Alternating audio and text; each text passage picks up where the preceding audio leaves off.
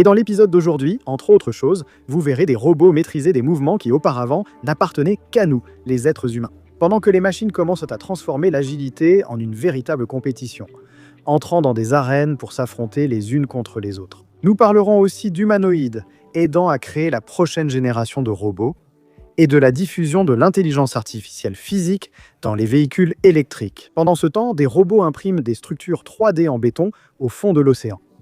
Des systèmes autonomes apprennent à neutraliser des essaims de drones. Des scientifiques avancent vers des réseaux quantiques permettant une connexion totalement sécurisée à l'avenir. Et comme d'habitude, quand on rassemble tout cela, il devient clair que nous ne faisons pas qu'améliorer les machines. Nous apprenons à la technologie à agir, réagir et s'organiser comme un écosystème vivant. Allons comprendre tout cela.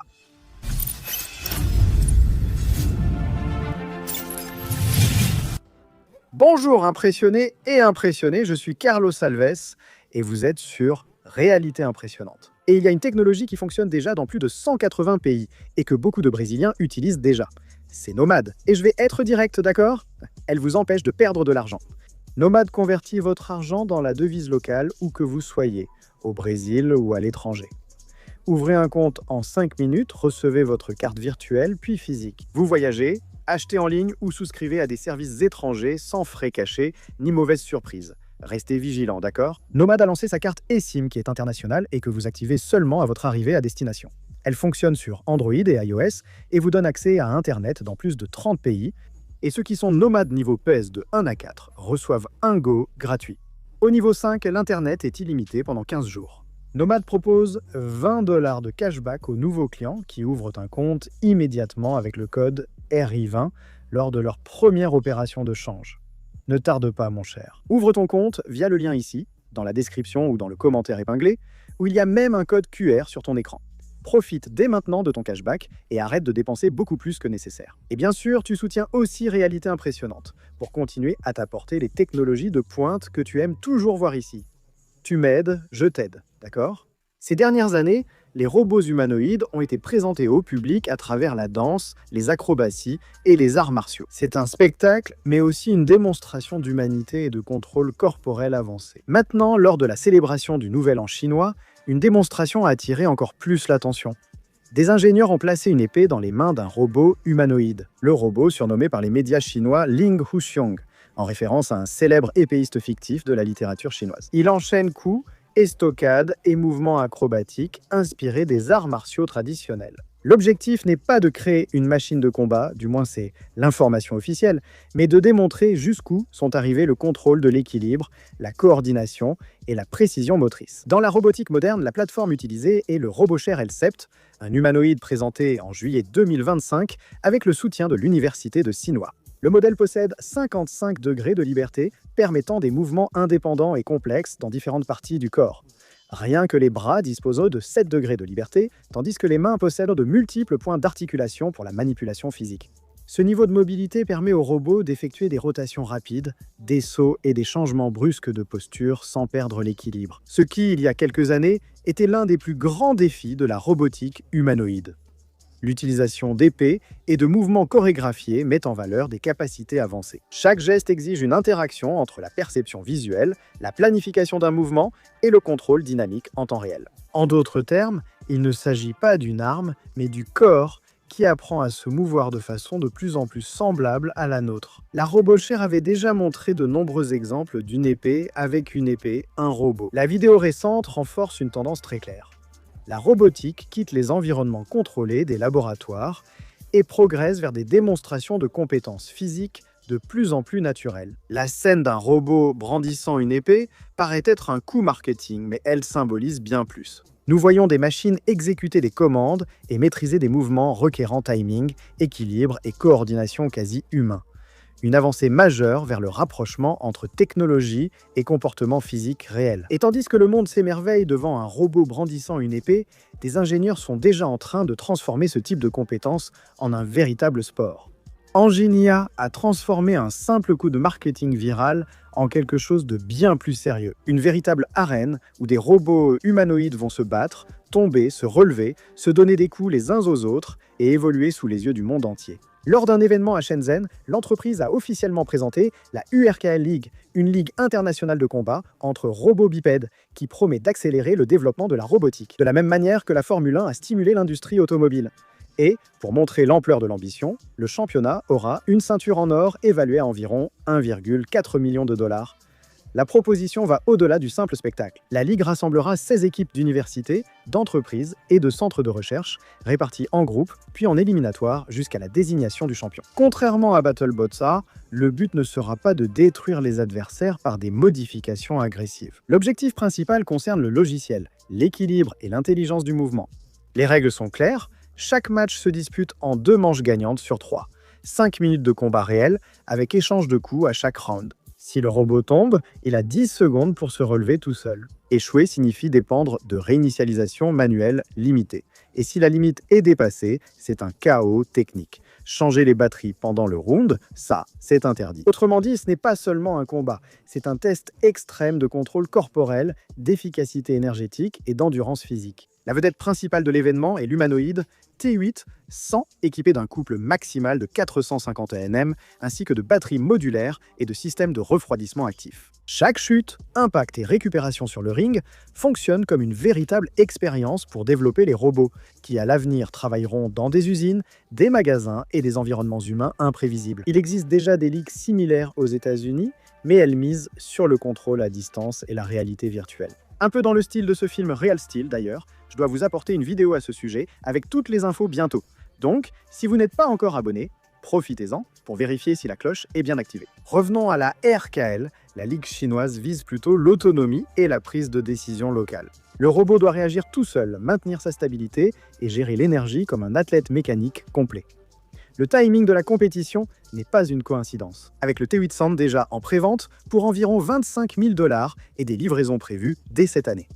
La Ligue sert aussi de vitrine mondiale pour la robustesse du matériel.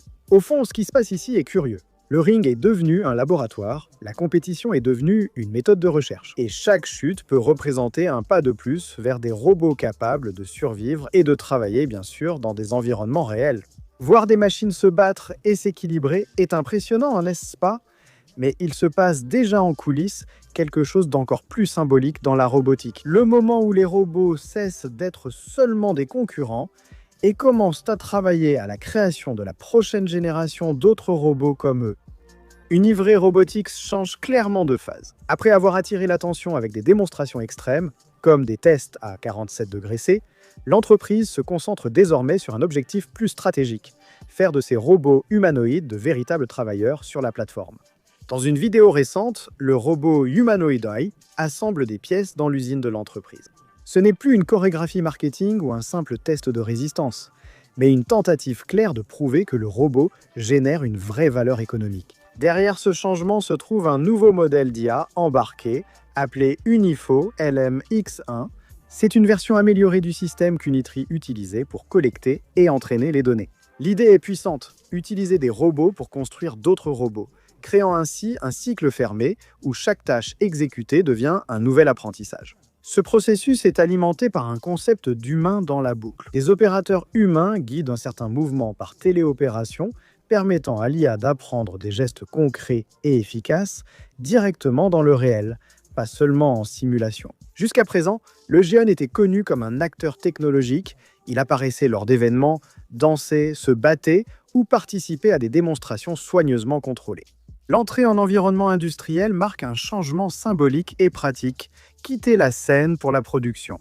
Cette étape est directement liée à l'objectif défendu par le PDG Wang Xingxing, appelé en interne l'objectif S80. C'est le moment où un robot sera capable d'exécuter 80% des tâches dans 80% des environnements inconnus. Bien que l'usine de Unitree elle-même soit encore un environnement contrôlé, elle offre le type de répétition et de complexité nécessaires pour réduire l'écart entre la démonstration et la réalité commerciale.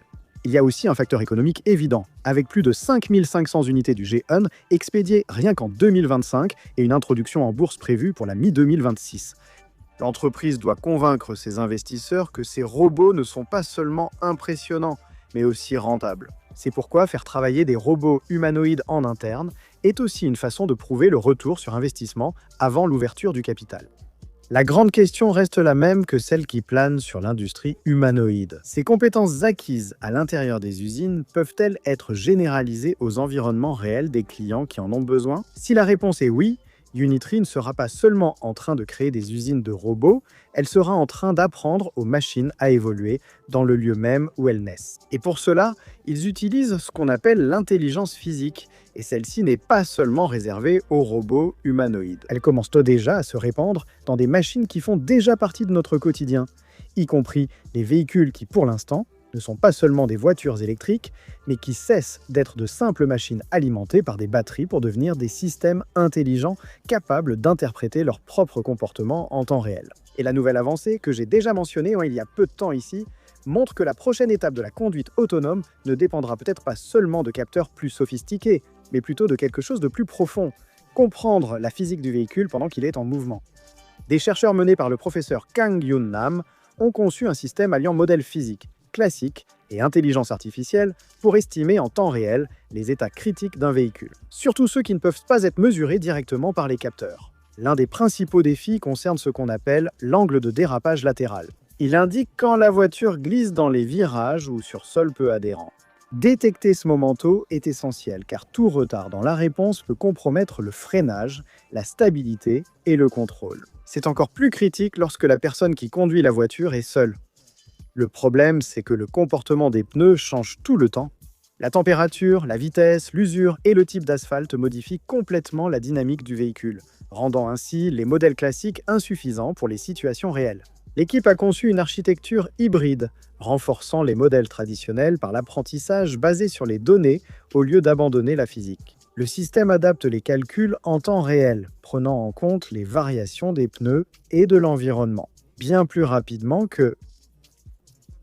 Mes amis, lorsque les machines parviennent à comprendre leurs propres mouvements en temps réel, elles acquièrent quelque chose d'essentiel, la capacité d'agir dans des environnements où les êtres humains ont du mal à opérer. Et c'est exactement cela qui permet d'amener l'automatisation dans des endroits extrêmes, même au fond de l'océan. L'impression 3D a déjà quitté les laboratoires depuis un certain temps.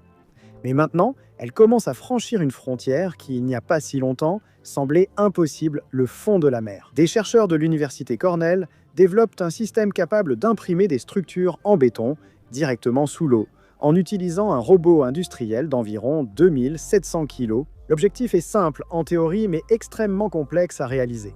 Construire et réparer des infrastructures océaniques sans avoir à transporter des structures déjà prêtes depuis la surface. Le projet est né suite à un défi lancé par la DARPA, qui a demandé des solutions capables d'imprimer du béton en profondeur, en utilisant en grande partie les sédiments du site. La proposition vise à réduire les coûts logistiques et l'impact environnemental causé par le transport et l'installation traditionnelle de structures sous-marines.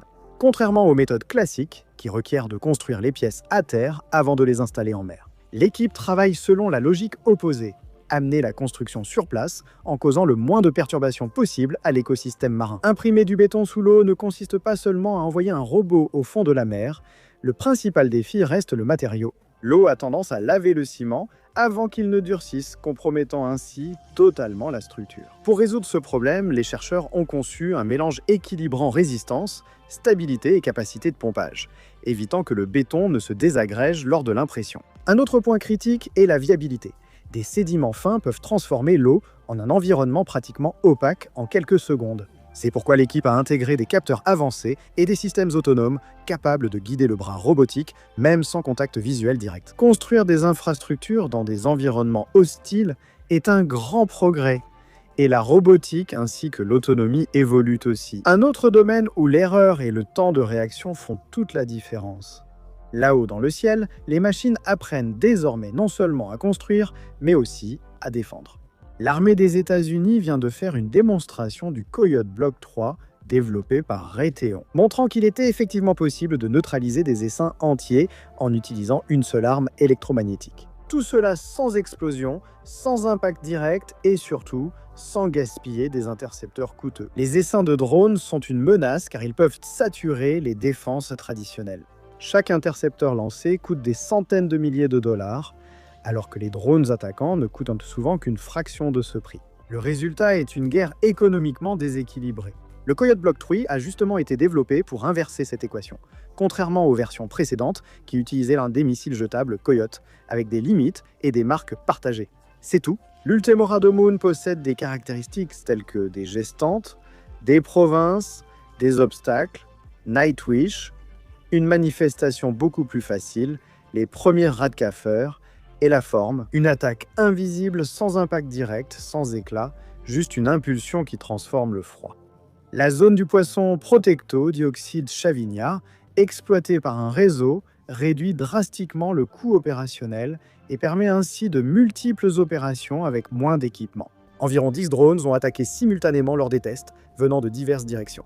Le système utilisait un radar et une intelligence embarquée pour détecter les menaces, répartir les cibles et choisir la meilleure réponse avec très peu d'intervention humaine. Autrement dit, les machines commencent déjà à prendre des décisions par elles-mêmes, lorsque des systèmes autonomes commencent à fonctionner en réseau. Une nouvelle limitation apparaît. Comment garantir une communication rapide, sécurisée et impossible à intercepter? Parce que le prochain saut technologique ne dépend pas seulement de robots plus intelligents, mais aussi de la façon dont ces machines peuvent se connecter entre elles. Et, en y pensant, la Chine vient de faire un bond en communication quantique.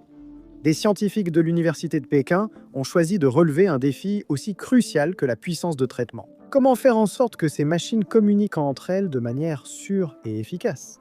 Lors d'une expérience récente, l'équipe a démontré une architecture capable d'atteindre une communication quantique sécurisée sur des distances équivalentes à 3700 km, une avancée qui pourrait accélérer la naissance des futurs réseaux quantiques mondiaux. Le grand problème est que la communication quantique actuelle, qui repose sur ce qu'on appelle la distribution quantique de clés, bien qu'extrêmement sûre, présente encore des limitations très sérieuses. Elle nécessite des équipements coûteux, dépend de nœuds fiables et s'adapte mal à de nombreux utilisateurs simultanés. En d'autres termes, cela fonctionne en laboratoire, mais c'est encore loin d'être l'Internet du futur.